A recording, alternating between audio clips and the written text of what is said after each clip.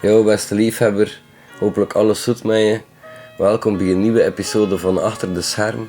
De track dat we dit keer gaan onder de loep nemen is Je nam het van me. En toen voel ik me een buitenstaander. Iedereen is aan het connecten, maar ik zit wat te spacen uit mijn eigenlijke ruimtevaarder. En gesprekken doen kan giswerk, wat vaak gaat over meisjes dat ik niet ken of situaties dat ik gemist heb. Je nam het van me is voorzien van een beat door Groene Vingers. 2 dagen nadat ik die Zwart Gat beat van hem had gekregen of zo, dat hij me zei dat hij met een tapeje bezig was. Een instrumentale EP die de titel Kleuren had. Elke track erop had de naam van een kleur meegekregen.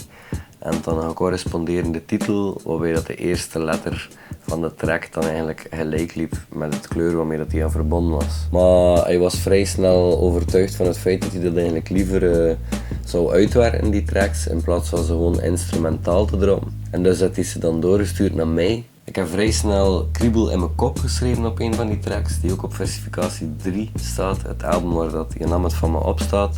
Er was al vrij snel een idee ook. We gingen er een EP van maken. Groene Samurai Vingers. Maar dat idee is dan uiteindelijk wat verwaterd geweest. Wanneer dat Je nam het van me precies geschreven is, dat kan ik niet zeggen. Dat heb ik niet teruggevonden. Ik heb een tekstbestand gevonden van in december 2016. Dus dan bestond het alvast, maar ik weet niet of dat ook echt het ontstaan is. Versificatie 3 was dan ook vrij snel af. Maar het had dan toch nog een jaar, denk ik, en iets geduurd voordat die track Je nam het van me dus doorgestuurd is geweest naar Sarah Monen, die vocals er hadden toegevoegd. Tim Willeman, die ook al op meerdere projecten van me te horen was, had een bass ingespeeld met een Moog synthesizer. Simon Aye en Cuts gedaan, ook iemand waar ik al heel veel mee samengewerkt heb. En die mensen ook nog uitgebreid aan bod komen in volgende episodes, want onze samenwerking doorheen de jaren is nooit gestopt tot op de dag van vandaag, waarvoor zeer dankbaar. Je nam het van me is als eerste single gedropt van versificatie 3, 21 oktober 2019, dus toch al even nadat hij geschreven was. Een week later is de periode voor versificatie 3 dan gestart, weer 100 vinyls, 100 cd's. En meer kan ik daar niet over zeggen, over het ontstaan van Je nam het van me. Jawel, maar dat komt in de extra's. Toen dat de eerste reacties op een nummer kwamen, was het meteen duidelijk dat er toch wel mensen waren die niet meteen begrepen dat het nummer niet over een persoon of een meisje ging, maar over een andere specifieke entiteit, namelijk het ego. Dat was natuurlijk espresso gedaan voor de luisteraar bij op een verkeerde been te zetten en dan pas op het allerlaatste eigenlijk de clue vrij te geven. Dat is een wijze van storytelling die me al altijd vrij hard geïnspireerd heeft. Heel veel boeken en films hanteren dat principe. Films zoals The Usual Suspects, The Prestige, Shutter Island, Saw, Revolver, er zijn er heel wat. In de laatste scène verandert alles, wordt het verhaal op zijn kop gezet. Kun je meteen de film opnieuw bekijken. Dan krijgt hij zoveel meer nieuwe lagen of een hele nieuwe waarheid. Ik wil ook zoiets proberen met dat nummer. En eigenlijk dat verwarrende gevoel heb ik nog iets wat in de hand gewerkt door te foefelen met het chronologische tijdverloop van het nummer. Het nummer gaat eigenlijk over de confrontatie of de ontdekking van dat ego die hem in je leven manifesteert. En dat eindigt dan bij een eindpunt. Dus het gaat over een soort traject. Het tweede verse is eigenlijk het begin van dat traject. Dat zou eigenlijk moeten het eerste verse zijn. En het eerste verse is eigenlijk wat er gebeurt na het tweede verse. En als je ze textueel na elkaar legt en ze leest, dan zie je dat ook, dat klopt. Er zat daar eens een hint in ook. De eerste bar van verse 2 is het eerste moment dat me overkwam. Dat is het eerste. Het was façade, ik liep me in de val zonder genade. De eerste keer dat ik er bewust van word, kwam ik zot, maar geen avance. Je ware gezicht bleef onbekend. Na deuren kreeg je hier allemaal weer een nieuwe kansen. Net als je dat overkomt, dat het ego hem zo manifesteert in je leven en plotseling een sturing hebt op je handeling en je gedrag, dan is er niemand die je dat echt vertelt. Of er is toch niemand die je dat concreet gaat duidelijk maken van hey, dat is hier iets en ja, daarmee geconfronteerd worden. Dus je merkt ook niet meteen dat dat groeit, dat sterker wordt. En als je er niet bewust mee bezig zit, ja, en zelfs als je er bewust mee bezig zit, ego is goed voor zichzelf te verstoppen, dan groeit dat en wordt dat naarmate altijd groter en sterker. Theo Maassen zei, zelfbedrog is het immuunsysteem van onze psyche. Daar ga ik het bij laten. Weten dan een stuk als zo, maanden werden jaren en ik werd me maar meer bewust van het gevaar. Maar ik sta het op de buitenwereld, haven je mijn leven. Ik kan je letterlijk alles geven en dat wist je. Dat was je hele plan van in het begin. Ik speelde in een spel dat ik onmogelijk was te winnen, dus brak ik van binnen. En gaven je me trots en wat dat erover bleef nam je zomaar van me af. Op plekken dat je ook zo je ego aanvalt in die eerste moment dat je ermee geconfronteerd wordt, richt je je naar buiten op iets extern of zo.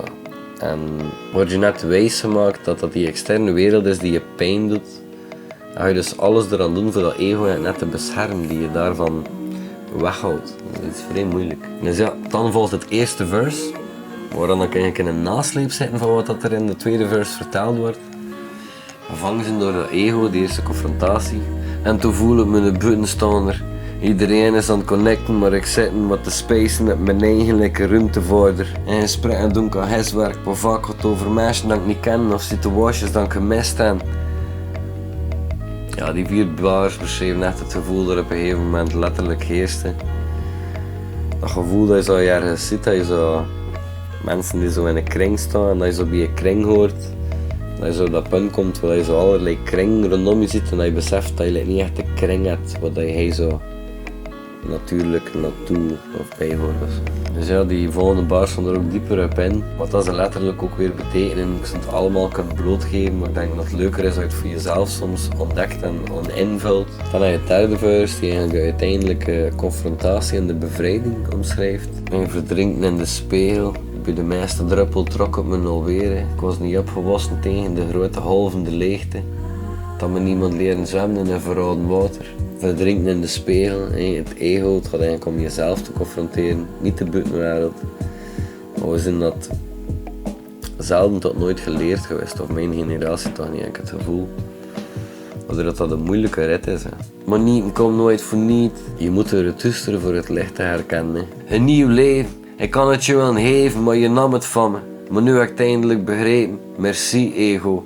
Achter jaren heb ik het weer en nu zie ik vastbesloten voor het nooit eens meer weg te geven. Ja, hier wordt de clue duidelijk gemaakt. Hè. Gewoon, merci, ego. Daar is het flat out in your face over wat dat nummer gaat. Het staat ergens wat parallel met het nummer Yesterday van Atmosphere. Waarin dat de laatste bar van Atmosphere is. I thought I saw you yesterday, Dad. En dat nummer kende ik ook op dat moment. Ik was me niet bewust van dat nummer toen ik dat schreef. Maar de invloed had er waarschijnlijk wel gezeten. En het is achteraf dat ik besefte dat die parallel erin zat. Maar anders in de Atmosphere ook een grote invloed is geweest op me altijd. Is dat niet logisch, denk ik? Is dat niet raar, denk ik? Dat er soms ook zo'n dingen elkaar inspireren en dan terugkomen. Wat ik weet en ja, dat zou ergens duidelijk zijn. En zeker als je zelf een gelijkaardig proces doormaakt. De beat is dus van Groene Vingers. Dat is de main piano sample dat je nu hoort. Er komt daar dan een synth bij. En een subbass, maar vrij stil. De drums komen iets later, het is een drum break. Maar hij doet alles wat dat er nodig is, vind ik. Vrij cool vind ik de bas van Tim.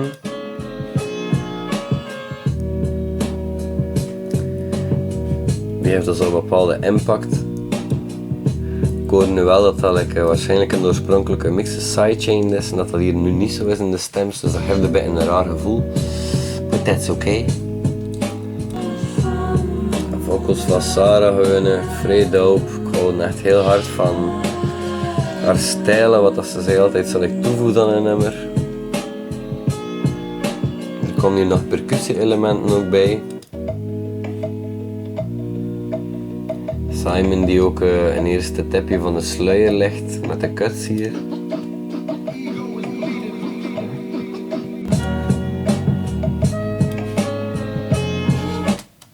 Veel meer kan ik niet zeggen over die beat. Behalve dat ik hem vrij tof vond. En dat ik de toevoeging van iedereen ook vrij cool vind. Weer typisch zo'n project waarbij dat elk klein detail het geheel toch heel wat mooier maakt. Dus misschien nog een keer gast. De video is vrij simpel dit keer. Het is een cartoon uit 1920 van Max Fleischer. Een pionier uit het vlak van de tekenfilm. Hij heeft onder andere tekenfilms waar Popeye, Superman, Betty Boop en ook Coco the Clown gemaakt. Die te zien is in deze clip. De cartoon is de Ouija board. En ik heb er eigenlijk ook weer niks aan veranderd. Ik vond dat er zo wat momenten zaten die heel synchroon liepen met de clip. Je wordt gezegd bleef onbekend. En daar komt dan het gezicht van de protagonist zo heel mooi in beeld. Er zitten nog wel leuke momenten in, maar dat kun je misschien zelf ontdekken. Het algemene gevoel in die clip, in die tekenfilm. Die clown die slaafs is aan externe invloeden van buitenaf en die er geen controle op heeft ofzo. De tekenaar die zo wat dat ego symboliseert, in dit geval dan. En wat dan op het einde van de clip blijkt dat dan toch anders te zijn dan dat Coco de Clown eerst gedacht had ofzo. Of de tekenaar misschien wel. Ja, een color filter erover is mee of het zo wat paars te maken. Het zit vrij simpel, maar het diende zijn doel wel, had ik het gevoel. Ja, nog wel leuke extra's toch. Het was dus zo dat Groene een kleuren-EP had gemaakt, instrumentaal. En heel wat beats van daarop zijn uiteindelijk beland op versificatie 3. Synesthesie. Het coole daaraan is dat ik me herinner dat Groene hier op een gegeven moment bij me was langsgekomen. En dat we dat zo aan het bespreken waren. Dat was achteraf dat de vinyl al uit was. En ik was dat heel vergeten ofzo. Dat van die kleuren EP kwam. En ook in het proces al, er was dan zoveel gebeurd. Dat ik voorheen in de video al had gezegd dat die track een jaar en een half blijven liggen ofzo. Versificatie 3 was al af en dan is dat later weer opgepikt geweest. En dus ik was nog vergeten dat van die kleuren EP kwam. Dus het moment dat ik klik aan Groene, uitlijn, wat dat concept was achter die versificatie trilogie. Die eerste dat wit, die tweede dat zwart, die derde dat kleur, die kat dat basis. En die red, de Hero's Journey van Joseph Campbell zouden we kunnen zeggen, wordt een heel klein beetje gesymboliseerd ook in die versificatie trilogie. En toen ik dat uitleidde aan Groene, zei hij hem, allee zo gek. En dat het dan, je weet je toch dat dat nog met die kleuren EP was. En ik weet dat ik volledig uit de lucht viel en dat ik zoiets had van, wow, hoe zat hij zat dat die kleuren EP was van hier en dat het dan uiteindelijk die synesthesie is geworden met die kleuren. Wat dan misschien op dat moment nog niet heel duidelijk was. Allee zo. En dat vond ik vrij cool. Je nam het van me is geschreven op beat 2 van die kleuren EP. Geel, dus niet paars zoals de videoclip. Maar wat ik vrij cool vond, dat ik echt nu maar ontdekt heb in het maken van deze videoclip en de research te doen, is dat die track blijkbaar Gegeven noemt. Gegeven. En ik heb er een track op geschreven, je nam het van me. Nog een extra, de track is gemasterd geweest, like de rest van het versificatie 3 album door Statinsky. De eerste was gemasterd geweest door Traat. De tweede was er een poging gedaan tot door mezelf, laten we zeggen. De derde ben ik dan bij Statinsky terechtgekomen. Die had ik vrij cool shit gedaan op die albums van Blabbermouth. Met Propo 88 en het Verzet en zo. En dus ja, dat was zo, die was wel mee met de hip-hop shit, had ik het gevoel. Dus dacht ik, laat ons daar ook eens proberen. Het is een one take. De verses en de chorus en alles, dat is gewoon één take, het hele spoor. Ik doe dat eigenlijk zelden. Dat er een bepaalde emotie in het nummer zit, gebeurt dat soms 9999. Dat nummer op zoek naar de verloren tit is ook zo. Daar zijn alle drie de verses gewoon one take, de first take ook opgenomen. En is de refrein achteraf pas ingevuld in de leegtes dat ik gedaan heb. Maar dat gebeurt dus zelden. Merci voor het checken naar de episode. Hopelijk hebben jullie er opnieuw van genoten. Indien er nog opmerkingen zijn of tracks dat je zo wil aangeven of aanreiken waarover dat ik een episode kan doen, laat het me nog steeds weten in de comments. Ik apprecieer echt alle support, iedere like, iedere share, iedere comment. Ik hoop dat ik jullie zien bij je volgende. We zijn één. Awesome, nog steeds. Kan je alles kunnen doneren, mijn hele wereld geven. Maar je nam het af. Kan je alles kunnen doneren, mijn hele wereld geven.